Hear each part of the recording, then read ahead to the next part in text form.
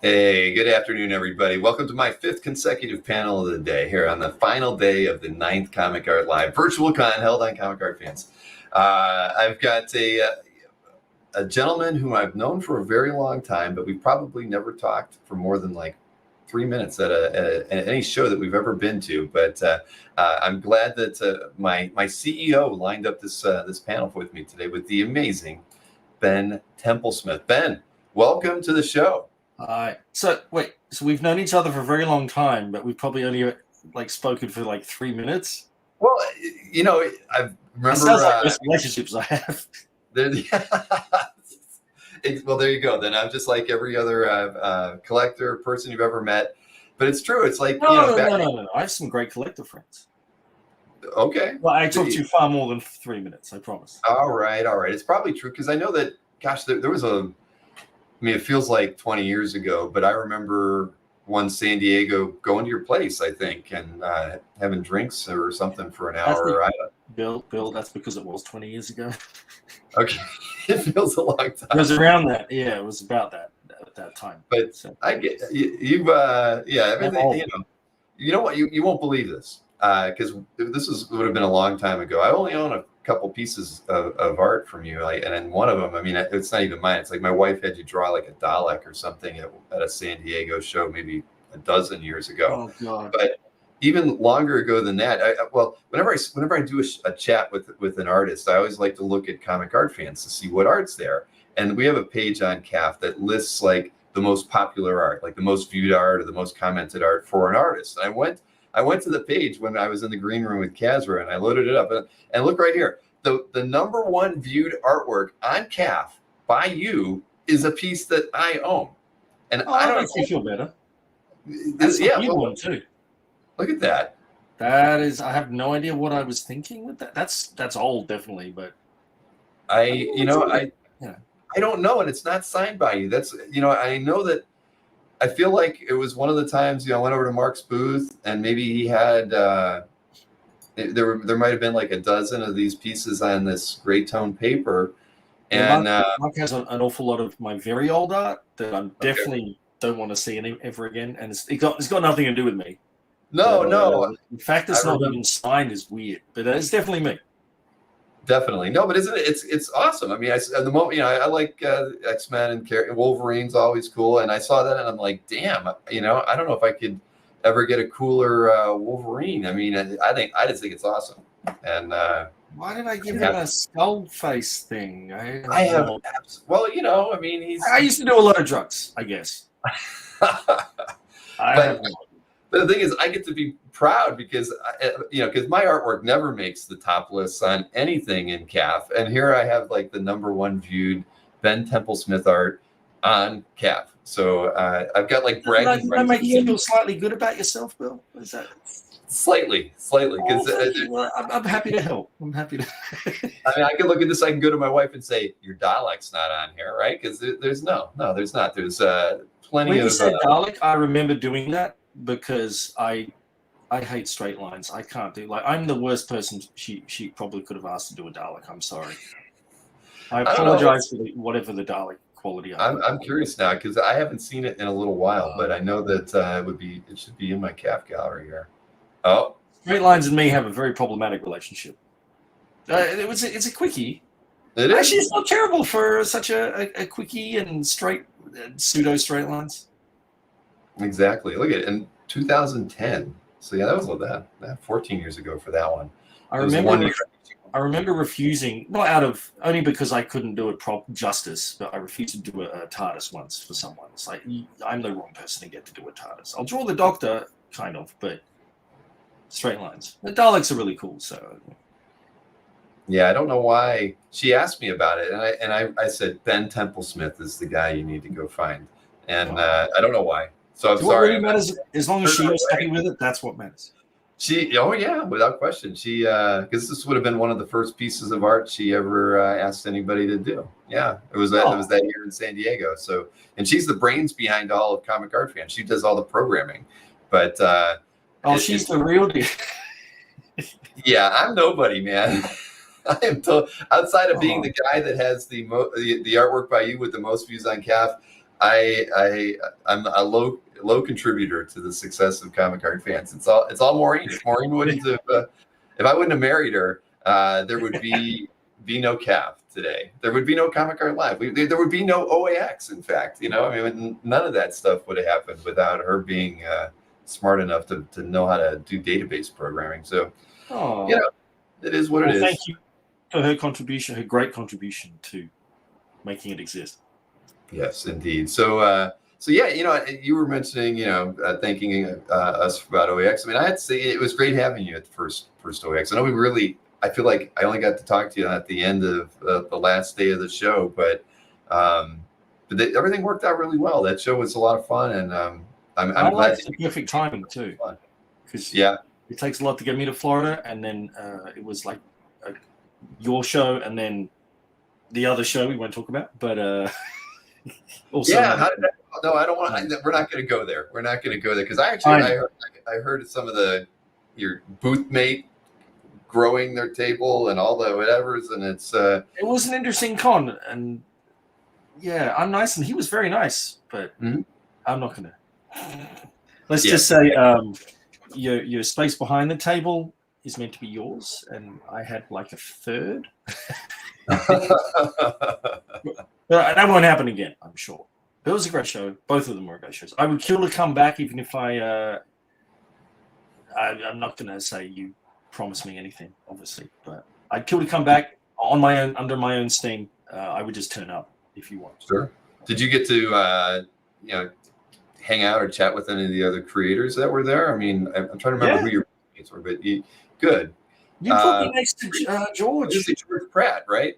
Yeah. That guy, that had to be a lot of fun. George, I've gotten to meet a few times. He's been to my house since he's in Florida here too. He's got a lot of good stories. George is one of the masters. George is a person you should listen to at any available time because he's he's a master of his craft, of several crafts actually. So being next to him was great, and being next to my friend Tony Moy was also good. Do you know Tony Moy? I do know Tony. Yeah, have you? Well, Tony. The thing is, if I'm not mistaken, isn't Casper's like he knows everybody? Like, because Tony was in Chicago for a while, right? And he's part of the Chicago crew.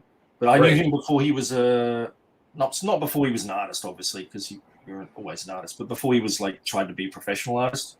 Mm-hmm. We did a thing called Comics Pipeline way back in the day. That's how we met, which was meant to be like it was nearly like Patreon. It was before Kickstarter, before Patreon, before any of that. But it was meant to be like you pay a little monthly fee and you get all these behind the scenes of artists and stuff. So it was because he didn't have the confidence to be an artist, so he wanted to get other artists in, and because he's from the tech area, so he tried to do that. It didn't work because it was ahead of its time, but through that we met, and he started getting things. You know what? I could do the art, and now he's better than me, and he's going to go places. He's doing a project that will probably get a lot of attention when it's finished, like on CNN and stuff, because it's to do with the Japanese World War II, the Japanese internment camps, but not really the internment camps. It's the fact that there was the battalion, the 44nd, that went to Europe and as the most decorated unit in American military history, sort of thing. And so he's paying respect to Asian Americans that way. So, but it'll get a lot of attention for that reason and a bunch of reasons, apart from the fact it's beautiful. He's doing a webcomic, so it'll be a real. But he's going to be big soon. Some work from that, maybe. I don't know. I mean, I remember when we were planning OAX. I know I went on his socials and everything a few times, so I feel like I've seen imagery from that project. But yeah, he's a very talented guy. So yeah, you were surrounded by a couple painters. I'm sure that was Casper's grand design, to kind of put you all in a row. But I'm glad it worked out. Casper knows all the good people in Chicago that still talk to him. Which is actually everyone except one. Yes, I know all about that. I mean, you guys, speaking of ahead of your time, I mean, the early work that you guys did together while you were in Chicago, just kind of, the brainstorming and the energy that you guys had going on with just kind of being as a team. I mean, man, I was envious. I love seeing stuff like that, and I think think that's one of the big things missing from even from like the industry in general, is where where people had studios and the artists got to interact a little bit more, and but also collaborate on similar projects. I mean, the tone books were freaking awesome, I mean, and just I don't know. We I learned remember everything the hard way. yeah, yeah. There's good times and bad. I'm sure through that. Well, let's just say we did learn everything the hard way. That like when you run a successful crowdfunding thing, and then you decide as a bonus thing, oh, we're going to increase the book size like by an inch, and not factor in things like the weight of the book and the dimensions of the book for the shipping and the packaging and stuff like that. We didn't realize how much. I mean, it's a huge book. It's one of the biggest books I think that's out there. Mm-hmm. Yeah, but you don't realize all the on-flow costs and logistical headaches you got to deal with that. So I think when we got that book into the studio, we were a bit worried because I think it was like 18 tons of books or something. We were worried about the floor. Can't even imagine. Because it was in an old. Yeah. You had to go through a lot to get all those books out. It was a really good learning experience, and none of that is daunting to me, and I'm sure Kazra, although I'm not sure if he'd want to do it.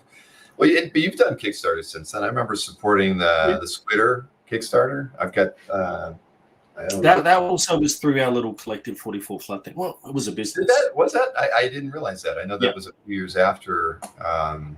Okay, no, I didn't realize that. Well, cool. It was around that time. Okay. Yeah. And then there was the last one I did was Dagon, which we won't talk about. I adapted a Lovecraft story called Dagon, hardcover.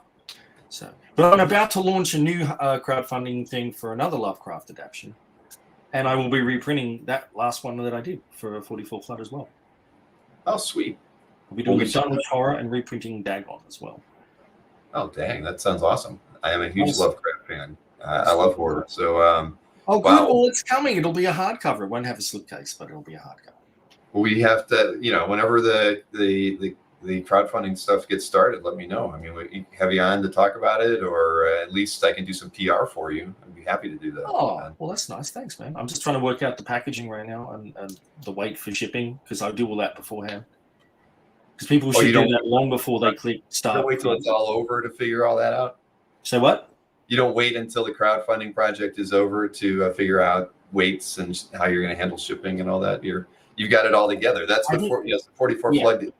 Anyone who doesn't do that is insane, because that is the bulk of your costs, of your expenses. You want to know what, like, okay, this is going to cost me this much, and that's why I can offer it at this price. And then, yeah. Anyone who does that should do that. Yeah. Mm-hmm. I love ranting about crowdfunding things. Oh no, I totally get it. I don't envy anybody that would. That does projects like that, because I ship a fair amount of art here, and I just can't even imagine getting into where I would be having to ship books at that kind of scale. I mean, you could get there. Answer me this question, because you are the king of original art. I do ship art too, obviously, but I'm not as au fait with it as you. It's like once it's above a certain size, I get freaked out, because I usually ship art flat. Mm-hmm. And in pretty good ship packaging, I've never had any complaints. And if they've literally got tire marks on the package, and that ain't my fault. That was like someone drove over it. But if it's beyond above a certain size, is it better to ship it rolled? Do people hate rolled, like in tubes, or is that acceptable? Or do you mean to just make a huge giant package of this flat? Right. Giant piece. I mean, we're not talking like framed oil paintings here. We're talking. No. I mean, I can give you two examples since OAX. I mean, there was a sale that happened at OAX that Kazra actually had to ship. It was one of Adam Kubert's covers, and those were huge, right? I mean, they weren't 2 foot by 3 foot, but it was the longest side was over 3 foot, and we got the buyer to agree that we felt shipping it rolled would be fine, because they actually make these incredibly heavy duty, like 1/4 inch thick tubes, and I've seen the dedicated options. I think they're like they might even be 5 inches in diameter. But the thing is that figure that piece of art is only going to be rolled for about 4 days, right? Maybe 5, and it's going to flatten out really easily. And a piece that big, you're not putting it in a portfolio after you're done. I mean, you pretty much got to frame that thing. So I feel like, rolled is fine. But strangely enough, the same buyer, okay, who's taking credit for it in the chat now. I wasn't going to say it. Alberto's taking credit for it. He bought a couple covers from me that I was selling for an artist, and one of the covers was like I don't know, I think it was like 32 by 17. It was huge. It was like a triptych, and I wanted to ship it rolled, but I could tell Alberto he didn't say, yeah, that's a great idea. So what I ended up doing was I still packaged it in Masonite. I cut a piece of Masonite big enough for that, but I found a box then that I could put that into, and I just put like bubble wrap around it. So but the thing was, at that point then, it was almost a like 2.5 by 3 foot box that weighed about 15 pounds, or well, maybe not that much. Either way, it was like 170 to ship it, and I'm sure the tube cost half that. So there's a lot of things to factor in, because I didn't realize how the size affected the weight, because it was, and I didn't think about it, it was only 8 pounds. I remember 8 pounds to ship, but was still $176. Yeah, so, but the value of such large art is usually. Oh yeah, no, yeah. In comparison, it's like, man. Right. Well, I want to. Someone in the chat said, "I'm not in Chicago yet. I left, but I'm hopefully coming back in a few months. That's my plan, is to move back to Chicago." So. Oh, that's right. I saw Josh, I think, mentioned that. Yeah, saying. Wish I had a studio again. Maybe. I miss being around other artists. I hear you. Well, that's. So, is that a part of the plan, going back to Chicago? I mean, are there other creators like Tony? Is Tony still there? Right? I know a bunch of people there, and it would be nice to be around creatives. Well, it'd be nice to be around creatives again. I'm just trying to escape the insane Southern California rents, cost of living. I don't even know how you do it, man. I mean, I don't know how I do it either. It's not good. If you don't need to be here, you shouldn't be here, honestly. Chicago's probably it's a very comic city, really, and it's probably the biggest, most affordable city left in America right now. I don't know, because Texas is blowing up too. So very, very true. Yeah, no, it's forget about Chicago. Yeah, but the thing is, there are a lot of art collectors there. I mean, when Kazar was up there a couple months back, he did a big what's the name of the restaurant that the art collectors own, that I'm drawing a blank on it.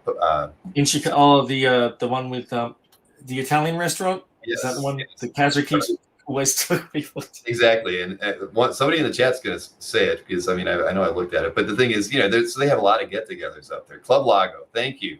Yeah, and the guy that runs it, that knows Kazra, that I guess he's the manager, owner, I don't know, but I made him cry one time. Apparently, I saw him cry. I hope. I did a drawing on a napkin, and then he took it back, and it was for him, and he took it back, and I just saw him like he was gushing over it. It's like, okay, it's very nice. I forget his name though. I used to remember it. Well, it's been like 15 years. Carlo, yeah, Josh. Oh yeah, that's him. Well, that's but the thing is, going back to Chicago though, that there's a lot of artists there, and there's a lot of art collectors there. So you're going to be back in your element. The last time I lived there, Jeff Darrow apparently lived down the street, and he'd visit the studio on occasion. So it's like, God damn, he doesn't live there now, I know, but right, it's comic book royalty. So that is very true. Have you ever met Jeff? Well, I met him at the studio. Yeah, I met him. So you met him at the studio, but have you ever, spent time? Have you ever been to his studio? I guess no, I never went to his studio. He's such a weird dude, in such a way that he was very timid. He's like, because we met at I guess it was Chicago Con, and we realized we both lived in Chicago. I was just chatting to him at his table, because I'm obviously he's a master and I'm a fan. He goes, would you mind at all if I gave you my number and I maybe visited your studio? Like, are you kidding? But he wasn't really a texter for me. So yeah, but we worked out. Seen each other a few times, but not since he's moved to France, obviously. So right. But no, he was great. I love him platonically. I wouldn't have thought anything different, but that's cool, man. I'm glad that you're going to get out of SoCal and get to a. That's the plan. Yeah, I think it makes for better artwork because there'll be less stress. You think so? I mean, I'll be around more creative people too, so it'll be good. Well, the thing is, you have such a edgy style. You always have, right? I mean, Really?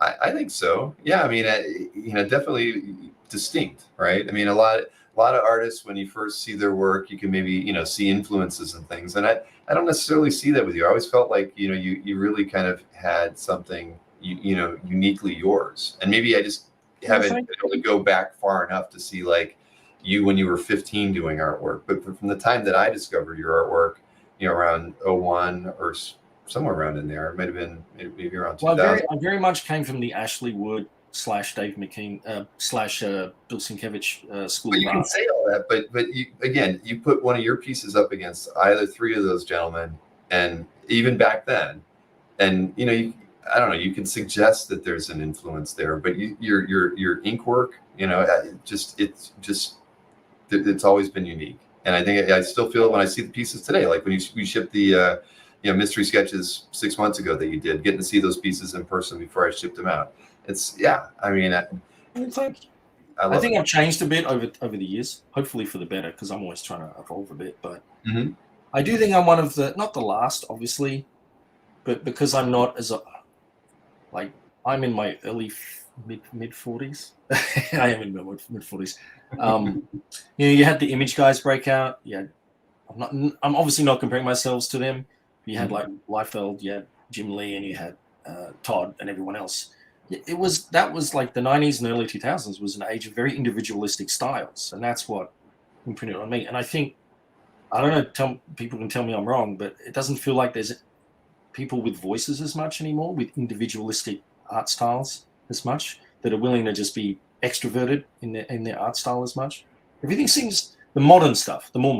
I mean, there's always exceptions, but it seems more toned down now. I don't know. I don't like it. So I like instantly being recognizable, at least. I think that is my main asset that's kept me alive so long. Mm-hmm. No, I agree with you. I mean, like you said, it's the artists that go the extra mile, whose work stands out from a crowd. And I think it takes guts, and that's not what a lot of the market wants these days. They don't want people with their own voices as much. I mean, we're in the age of the writer now anyway, so the writers get all the limelight. But yeah, I'd like to keep there's a few coming up. There's a few artists, obviously big modern. When I say modern, I mean after those group of people, me included, I guess, but I'm still old. But like, Daniel Warren Johnson, he's instantly recognizable. Sean Gordon Murphy, his art's very recognizable. Yeah. It's right. Brad Moore. I mean, fewer and fewer, it feels like. Right, exactly. Well, I think, I want another Sam Keith and Jeff Darrow. Right. Yeah. Well, there's, I had a rant on Twitter today about it, got me thinking about it. Well, but I'm totally in agreement with you, because even on the last panel, I was mentioning that, a lot of guys like Daniel Warren Johnson, he's a good example where, they're really putting the work that they do could stand alone by itself if it were published without color, for instance. And I really respect the artists that kind of put that effort into their black and white work, because I feel like they're really thinking about it like that. Can my art stand alone without the need for an embellisher to make it look better? And and I mentioned. Do you know what you just said? No. You said you like artists who do art, but you like artists who don't rely on others to make their work look good. Because it shouldn't be up to the colorist to make because I've seen, it was a few years ago now, but someone on social media somewhere was complaining. It wasn't complaining, but I think it was a colorist complaining. So an artist had done all the work, and there was like literally no line weights in the art, no blacks, no line weight. Mm-hmm. So it was literally just a jumble of these lines, and it would only make sense and look anywhere near coherent if the colorist did a good job. And it's like, well, I think that artist has kind of failed at what they're meant to be doing, because you're meant to, I don't know. That's why I do it all myself. So right. I don't like that production line where you put all the onus on someone else to make yourself look good. So. Well, there was a point in time, I mean, again, it was like 20 years ago where they were really doing a lot of that kind of experimental stuff where they wouldn't even ink it, right? They'd leave it in pencils, and then they would color it digitally, and yeah, I don't see that. But was that me too. didn't last very long. I I hope didn't not. ink my early work. No? But it was all more multimedia, mixed media stuff. So Right. I allegedly got away with it, but I started inking a few years later. So, but yeah, I didn't ink my stuff. It was all pencil sketch and then watercolor washes and stuff on the top, and then Photoshop layers. So I'm gonna have to go back and look at some of your older stuff. no, it's terrible. It's terrible.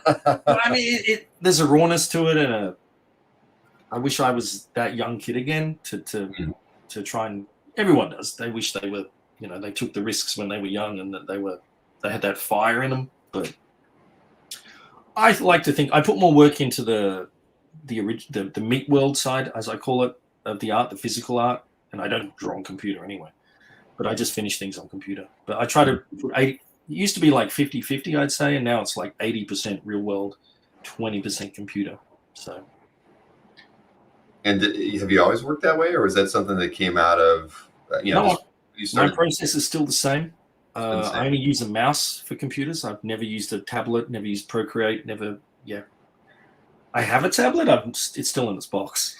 I might break it out one day, but the problem with if you go digital, yes, you can. It still looks great, but I'm afraid it'll change my style, and not in a way I want. I mean, maybe I want, but then there's still like a sort of a sameness to a lot of the digital stuff. You see a lot of concept art these days, and I think one of the big problems with the AI, it's not even AI, but the image generator stuff, is because a lot of that stuff was digital to begin with, and they're all using the same tools. It makes it much more easily replicable. It feels like. Right.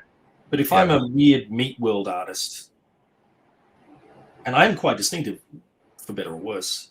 It does, so far as I've seen on my Google image check that comes up every now and again when someone uses my name as a prompt, is like, it looks terrible. It doesn't look like me, so I'm happy. Yeah, I'd like to. I don't want to get into the AI, but I just would like to see somebody kind of step in and kind of put this, just stop it at the end of the day, because it's just not, it's just not right. And you'd like to think that,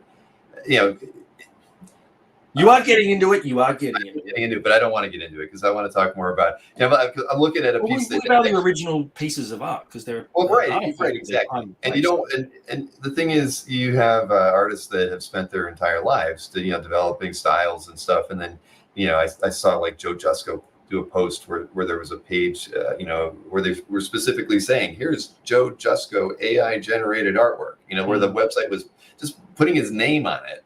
And they were doing that with several other artists too, and it's just wrong. They're blatantly saying we are referencing this artist's work to make artwork in their style, and of course, just like you just said, it didn't look anything really like something that Joe Jusko would paint at all. Well, one problem is we can't copyright or trademark our styles, but you can. I think. I mean, you can trademark your name. If we're going to have to get to that point where we do that, so at least they can't use it without our authorization. Right. Trademarks are terrible things to have to deal with anyway, but it might get to that point because that sounds terrible for Joe. Exactly. And it wasn't just him. I mean, when you went to the site then, they had hundreds of artists that they had done that to. Many comic book illustrators, classic painters. Yeah.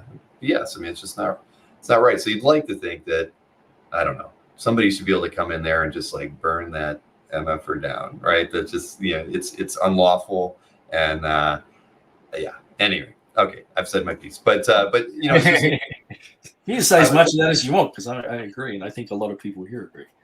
Yes, exactly. And again, we're all by and large traditional art collectors, right? We love that, and we don't want to see the people that whose work we admire having their work getting taken and used in ways that they never intended. God knows that happens often enough in your professional careers already. I was talking with Paulo Rivera earlier, and he was showing off like a printed card that was in like a marble pack of some kind that he didn't even know that they reused it. He's like, here's my art again on this thing, because I mentioned that stuff I give leeway to. Ethically, I have to be consistent. When you work for like the big corporations, they own that. And that's not your intellectual property.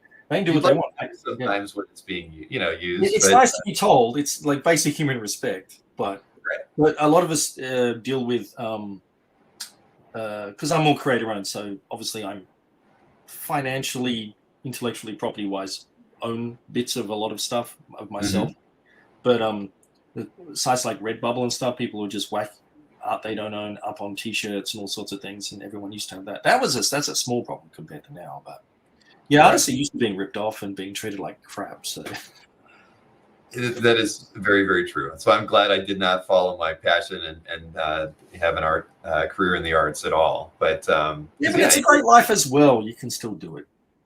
I felt, when I was in my early 20s that was the life for me. How old are you now?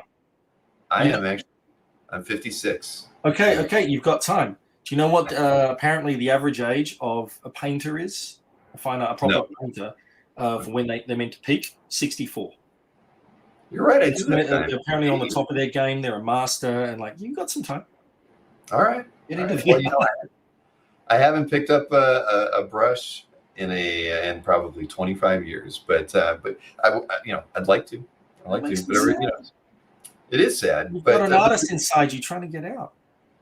True, but the thing is, I get to look at art all day long, and I get to hang out with artists like yourself whenever I like, and that's in its own weird way. It's kind of gratifying, because I know I was never the best illustrator, right? I wanted to be a comic illustrator, but for me to be able to have a career around a field that I wanted to do from the time I was 10 years old or younger, it feels pretty good. I mean, to at least be a part of it, because at the end of the day, when I was 25, before Maureen came into my life and she helped me build CAF, I was working as a welder. I took the stuff I knew how to do as a sculptor, and that was the career for me. I'd be still working at a metal fabricating shop, at this day if I hadn't met her. But so for me, wait. Do you know how much welders make? Well, I know how much. You don't need to go to college anymore. They need people in construction and welders. They need those people, and they make plumbers. They make huge money. Oh, I know. I wish I was an electrician. My God, and had my own business. My neighbor's an electrician. The guy, he's probably got millions in the bank. He's my age, and the man is not, and he's self-employed. He doesn't even have any employees. He does all his work himself. And it's true. The original comic art he can now afford. He could buy any comic art. Yeah, I don't want to let him. Yeah, you got to keep him out of the hobby. Don't want to get him involved in it. But yeah, that is very true. But again, I wouldn't trade it for anything. And it's true, Marcus. I built a miniature golf course long ago in Northeast Ohio. My biggest mistake ever. But creatively, it was fun. You're the first person I've met who's built a miniature golf course, and I hope I'm the last, because I had to sell almost all my good artwork from my collecting days. Yeah, but but it was fun. I accomplished what I wanted to do with that. But yeah, enough about me. Back over here. Sorry. No. The thing is, again, it's back to the fact that I think as somebody who grew up wanting to do creative things, I think I still do creative things, fortunately, and really the last 4 years doing live streams and getting to work on OAX, to me those things, they fill a creative need, that I've always had. It doesn't look like it, and it looks like it's all business on the from what you see visually, but for me it's a really fun outlet, because it's always it's like problem solving, and a lot of artwork, a lot of narrative storytelling is all about problem solving, right? So and the thing is, the fact you told me you wanted to be an artist, and there's an artist inside you. You're a creative thinker to begin with, and you can apply that to everything, and it means you think, I'm not going to say like me, but you probably do think like me. You're one of us. Right. Because I've met the people who are not ones of us, and a lot of them work in management or middle management, especially at comic companies. And I was literally in the office of IDW once, many years ago. So I was for a year. So I wanted to learn how publishing works and all of that stuff. And the stuff that several people thought they were ideas people, scared the shit out of me. You could tell they weren't creative people in their thinking or anything. So. You're one of us in a good way. I appreciate that, and that's why so's Kazra mostly. No, he is. He's not here to stand up for himself, but it's true. I know that, but that's why Kazra and I, we got along when we first met, and he and I wanted to work together. I wanted to work with him, when you guys were doing 44 Flip. I know he was so busy and crap with all the different projects he had going on. So that's why I feel really lucky that he's, he was here in Florida when I moved down, and now we're finally able to work together on CAF and OAX and probably a lot more than that over the next couple of years. And for me, that's all creative. It's stuff bringing him in here allows me to do more things that are actually going to make me a happier person. I think, more creative things than I would have ever had the opportunity to even attempt or try to do on my own. And he's one of the smartest people I've ever met. I know that because I'm not dumb, but I'm not that smart. But I'm smart enough to know who's smarter than me and I value that. So. Right. Well, and this kind of comes back to the whole idea of artists and studios and those things. When you bring a lot, creative people together who have common goals and common interests, you never know where that, things are going to, lead from there, go from there, or progress to, But I think that, I really was energized just, having Kazra around, and even before we talked about working together, it was already there, and I was like, I became a happier person in a lot of ways, even though I worked the workload tripled, but it was the most fun I have had in a long time. And I think that's something that's always going to be, that's important in the arts, is just being able to surround yourself with other creative people. So going back to Chicago is going to be, I think, a good thing for you, man. Yeah, I'll just be around. It's a testament to Chicago that all my pretty good friends are in that region. So, and when you're around creatives, especially in the studio, there's a vibe and a competitive nature. It's not like an aggressive competitiveness. You just want to up your game. So it's good. Hopefully, I can recapture some of that. Well, we live and work isolated on our own, and we go stir crazy. That is true. So where you and it been ends up on social media and everything, and the world goes crazy. So it's like that's not healthy for an industry. How long have you been where you're at today? 3 years. 3 years. Okay. So you've reached the stir crazy point. Is that kind of? I've done my time. Because I've lived in San Diego twice. So now and then previously. So need to go back to the place that made me happy, artistically especially. But yeah, it's just Chicago's a much more creative town, I think, for me. It's a pretty because the other discussion is like, do I want to live? I don't want to live somewhere with what do you call it, where it's every house looks the same in a little subdivision thing. Yeah. What do you call those sort of houses? I call them soulless, and that would be soul crushing. And for a creative, I think it would kill. You would die inside a little bit. It's already. Visuals matter a lot. I come from Australia, so we will a lot like Southern California, except for the endless freeways. And I don't drive, which is a terrible thing to begin with in Southern California, but it's just the aesthetics. It's just endless freeways, concrete walls. You don't get to see scenery much. You don't get to see nice things. And all of the stores, visually as well, they're all the same kind of building with the same brand, cookie cutter signage and everything. It's just like there's no real individuality. It's all depressing, and it really affects your creativity, I think, too. So Chicago has beautiful old buildings, leafy suburbs. I can take a train and see the city as I travel, and it's just I think a healthier environment.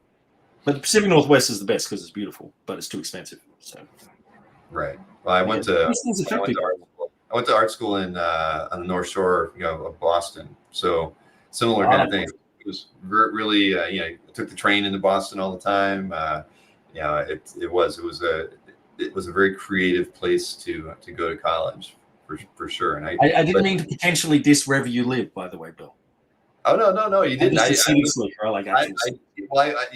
When you were saying that, when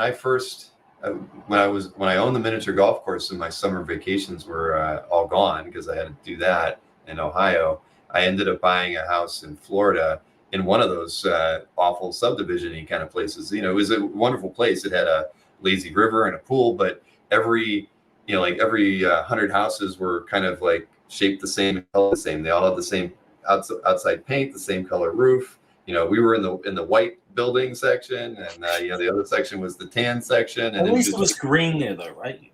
Oh yeah, plants yeah. and We green. were on a golf course, so oddly enough, and so I got to look at a lake behind the house all the time. But you had 8 feet between every house, and they all looked the same.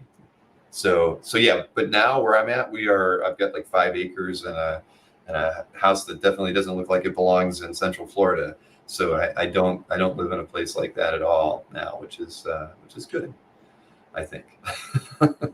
But why are we got to stop talking about me? I'm looking at it's funny. It's a conversation. It is conversation. It is, and we got 90. You had no agenda with this conversation. Like, what are we meant to talk about? I've tried to talk about art. I had no And agenda. it is about what artists, think and do.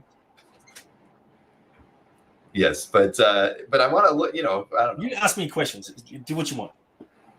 Well, I was just I was back on that page on CAF. I was looking at what's okay. We saw that I've got the #1 piece of art viewed on CAF, and then strangely enough, Mark Hay actually has the second most viewed piece on CAF. And I don't know what piece is that. I forgot. It's a piece that it looks like you gave him as a birthday present. Let's see here. Probably back in the day.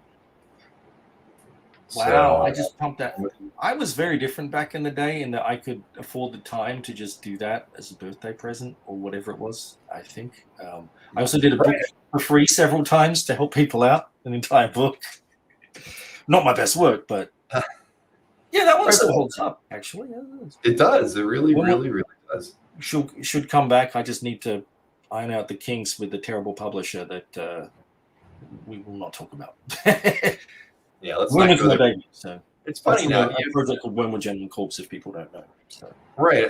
Now that I'm looking at this piece, it's reminding me of other pieces that I've seen of yours over the years. When I'd be at San Diego with Mark or whatever, I remember seeing those. I now remember you were like one of the first guys who did, like you would do the drawings and kind of composite them in Photoshop or whatever it was. You were somebody who made elements to pull them together sometimes. And back then it was really hard for me to kind of like look at the work and then kind of understand it, because you're used to having, when you like we say, a finished piece of art in front of you. But that was one of the things that your art challenged people to kind of think about what, if you're going to collect narrative art, you had to really think about your pieces, because sometimes it wasn't like a complete work of art. I mean, it's funny. You can look back to, we were talking about your neighbor at OAX, George Pratt, when he did that Wolverine book. He didn't do complete pages. He did small illustrations that ended up being pulled together to make this book. And you were, that was a big part of, at least, I mean, maybe it's like way too much work to keep going. Yeah. If you don't have, I still do full pages. I know, and I noticed there's like a trend to cut pages up now to sell panels individually as well. But like, I try to keep it all cohesive. But most of my interior pages are actually like small. They're like letter size. Yeah. It's just like, so they're still slightly bigger, but I try to put all the detail in as much. So I'm weird, but like what you were saying there, I do a lot of secondary drawings that I overlay. So you won't see the whole illustration sometimes in an original piece of art, because there was an overlay. Like with those dragon things, I would draw them separately. If it was going to print or something to finish on the computer, I'd draw them separately and lay them on the top and do fancy things that way instead of. It's much easier than drawing it all in one go and then trying to do what I need to do, because I'm not more, and because I'm not working on computer anyway. So until the end, so yeah, there's always secondary drawings. I do my sound effects.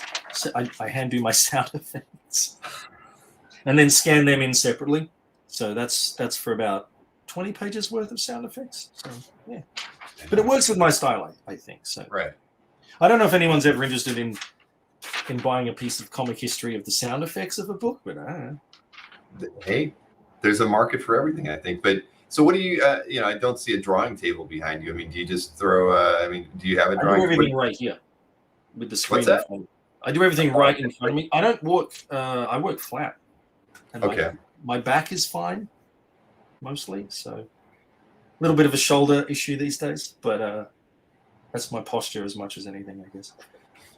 Yeah, I don't have it's all in front of me because I'm always watching documentaries and stuff on the screen, usually while I'm working. Yeah, I'm weird. I would like a nicer studio. This is a second bedroom right now. This is another reason I need to move so I can have a nice space again.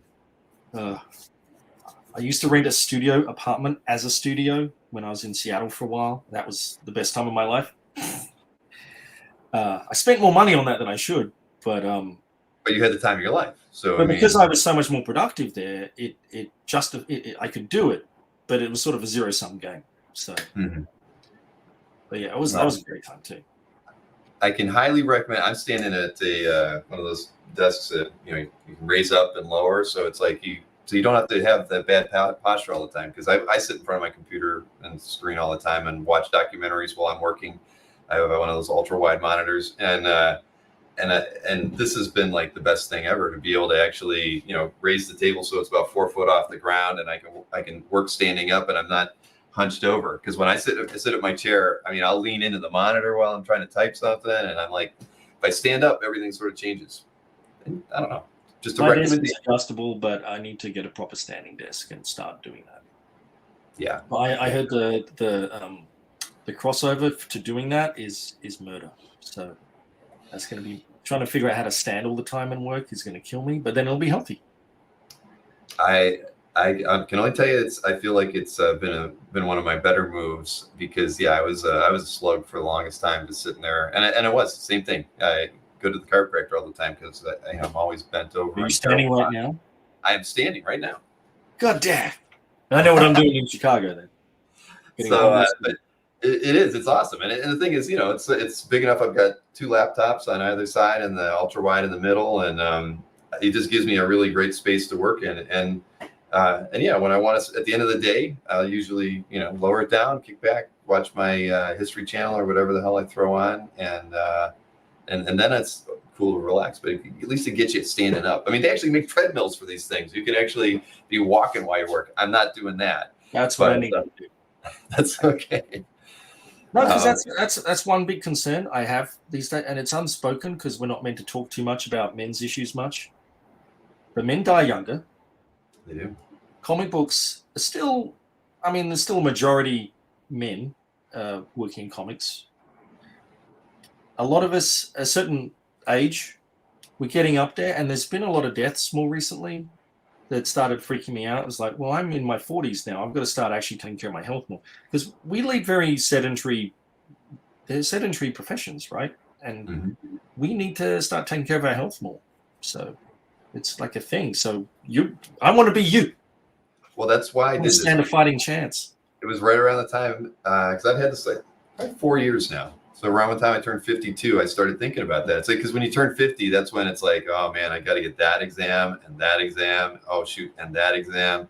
All right, I really better start thinking about taking care of myself. You don't look 50s at all. You look late 40s max. Well, it's my wife takes good care of me, I think. But standing desk has been. It's like the simplest thing you can do, right? I mean, because you're at this thing all day. So standing and Josh Flanders said, Ben, you can stop by his place and check out his standing desk, because it wasn't too expensive. I think this one was Josh is in Chicago. All right, I got to do that. Josh is there. Give me some time, Josh, and we'll hook up eventually when I'm back in Chicago. That's right. Josh maybe it was the cameraman. Well, Tom interviewed you recently, right? You got that whole prawns thing. Wait. Is Josh the very short hair or the amazing hair guy? No, the white. I don't want to say white hair, gray hair, white hair, taller guy. He's the delightful improv guy. Yes, he's like 6'3". He was the delightful improv guy. Exactly. Wife's Sherry. He knew things, and then the other guy was just razzing the shit out of me in Australia. It's like, oh goddamn, I did. There, look right there on the screen. He's the one with the amazing hair. I hope you don't mind that description of how I memorize people. I'm sure not. And Tom McDonald, he was the one interviewing you. He said, Josh, you're the worst interview I ever did. Sorry. You had some great questions, but it's not like I hadn't heard them 1,000 times. But not as an interview. It's like, oh my God, I had to. So I went into my usual. I'm fighting back against stereotypes about my country. You made an amazing video. My hat's off to that video. It gave me a good chuckle. I hope everyone else took it the right way. It's tough, I mean, I don't know how like I said, this is my 5th straight panel today, and somehow I've managed to go from selling artwork to talking with Paulo Rivera and his art rep and selling some artwork to talking to Mark Waid about his comic book use stuff, and working with Perez and Alex Ross, and his stuff with Howard Chaykin, to talking to Dan Parsons, who's love Howard.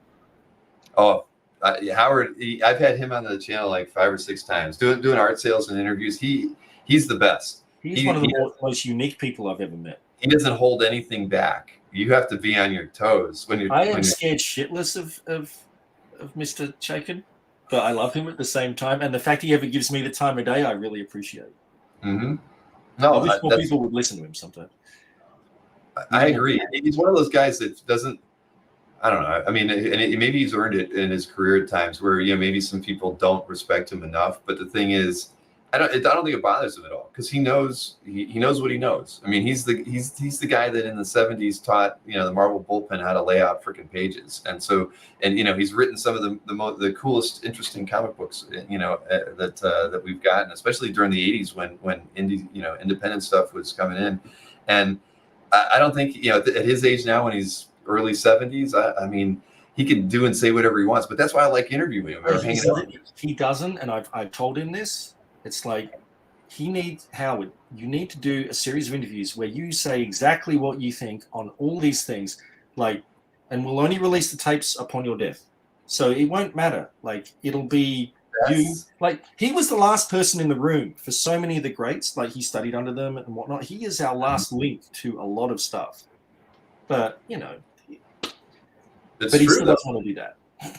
But that would be, if you said it to him, then I don't need to say it to him. But that's absolutely true, because he studied under Kane. I mean, he knew all. Right, and the stories he could tell. And the older I get, the more I respect and delve into the history of. I want to know, how were things, why are things the way they are, and he's one of the few people who can still talk about that. Yeah, that's true. When I was, I don't remember what panel I was talking. I was probably with Mark Waid.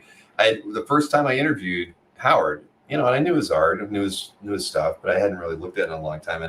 So I was going through CAF, same thing a little bit like I did here, but I did a lot of research because I knew Howard's reputation. So I poured over hundreds of pages of his interior work on CAF, and the thing I came away with was damn, he's one of the best panel layout guys I've ever seen. I was shocked, and it was at a point in time where I was really, and this is only 4 years ago, where I started really thinking more about comic art and how important I love the imagery, right? But the storytelling, and so when I had him on for that first panel and I said it to him, I'm like, Howard, I got to show you this panel because it's one of the best panel pages I've ever seen, and I don't remember what it was from. And I go, and I'm like, I couldn't find a bad panel page from you. And he's like, and I'm like, do you know that? Have you ever had anybody tell you that? And Howard's like, Bill, that I basically taught everybody, in the Marvel bullpen how to do this stuff. I've got the paradigm. Don't you know what the paradigm is? And I'm like, I guess I didn't do my research enough, Howard. So he still put me in my place in my first interview with him. But that was one of the, but I loved it because. Why are you so intimidated? Every time I get on camera with him, I'm scared to death. He understands how all this stuff works, and most of us just wing it on instinct. I do, but he hasn't completely shat on my work yet. So, but I'm never going to show him. I don't want his opinion because I know I'm crap compared to him. I just noticed it's 4 minutes at the hour here. We've been talking. Sorry, I waffle on. No, not at all. That's why I made it less painful for you because you've been doing this for a day or something at this point. 24 hours, did you say? It did start. Yeah, I mean the show started at 11 o'clock yesterday, so not too bad. But actually, am I your last one? Do you have more? The only Kazra is actually hosting a panel in an hour, so we're not up against another panel. But yeah, I do a closing of the show at 8 o'clock at night where I just give people some stats, how much art was sold, and then kind of field questions from people they can tell me what sucked about this show or what was great. So I put myself up there to get tomatoes thrown out at me. I should say I just finished the final issue of a thing. This is 40 pages. Oh, God. It was a very tight deadline, but I'm really proud of it. And I'm going to be putting it up on my website as soon as the book is out. So. Now what? It's Squid.ink. I'm trying. I was just going to say, I feel like I put in some of your socials in the show description, but like your Patreon, I think I put in there. But buying Patreon I artwork, need to get back to. That's a long-suffering Patreon. But now that deadline's over, I can actually get my own stuff out more. So yes. So if people ever want to pick up original art from you, what is the best way to do that these days? It's called 78squid.inc. 78squid.inc. 78squid.inc. Yep. Yeah. That's my online store. I have a lot of art up there. I have some commissions I need to finish on there. I'm getting one done. I don't know if he's here, but I got a Backlash and the Taboo commission coming. I'm trying to. Oh, wait, hold it up. We're gonna go full screen here. Damn, man, look at that. Well. Uh-oh. There it went. So his thingies will be in paint. So that's before I color it and paint it. So I'm working hard. I'm not hardly working. I'm working hard. But thank you very much for having me, Bill, by the way. Yeah, no, my pleasure. And I will make sure I get 78squid.inc in the show description so anybody watching this can hook up with you if they're looking for any original art to purchase. And to look up Josh when you get to Chicago. He'll show off his standing desk for you. Yeah, 78squid.inc, because Josh just asked what's the website. It's on my socials anyway. There should be a link to. Well, the Patreon is like a thing I need to get back to, but that doesn't have all the links to everything else. Right. Because I think I ended up there when I was, anyway. 78squid.inc, Marcus. .inc, which is the weird thing, but it makes sense because it's squid. So 70. I'm just typing it in the chat so everybody can easy copy paste it. There we go. So yeah, well, Ben, this was great. When Kazra and I were talking about having you on for a panel, I'm like, I've got to do it because I don't feel like I've ever had the chance to have a one-on-one conversation with you. Now I've got it. I got it under my belt. So now imagine if you had a drink in your hand next time. Yes. At a bar, maybe at an OAX or something. That would be perfect, man. Honestly, but so we'll have to do that. Will you be going to Heroes as well, like Kazra? I am. Yeah, I will bring several cigars, and several other people I know will be too. If you. All right. Well, we're gonna be there Friday through Sunday. So all right. Yeah, definitely. I look forward to seeing everyone possibly at Heroes, because Heroes is the greatest con in the country. It's the one I most look forward to. So. Exactly. I mean, I'll still say even at the moment OAX is just getting started. So to me, Heroes is where. Yeah. You know what I mean? Yeah.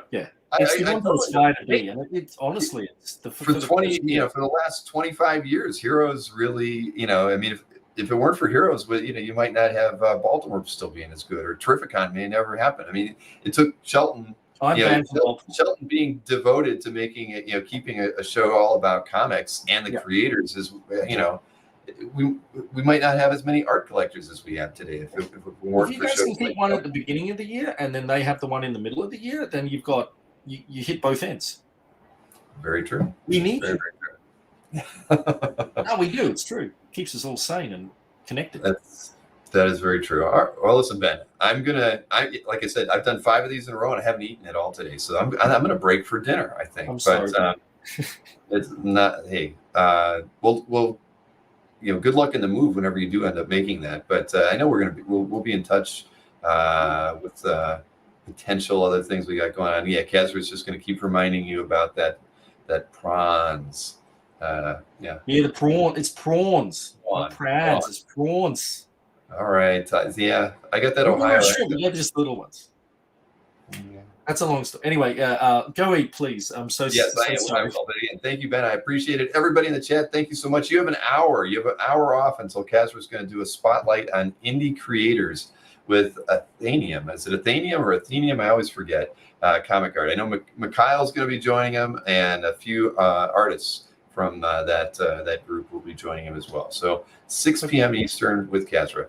Take it easy, Ben. You guys. Thank you for doing it.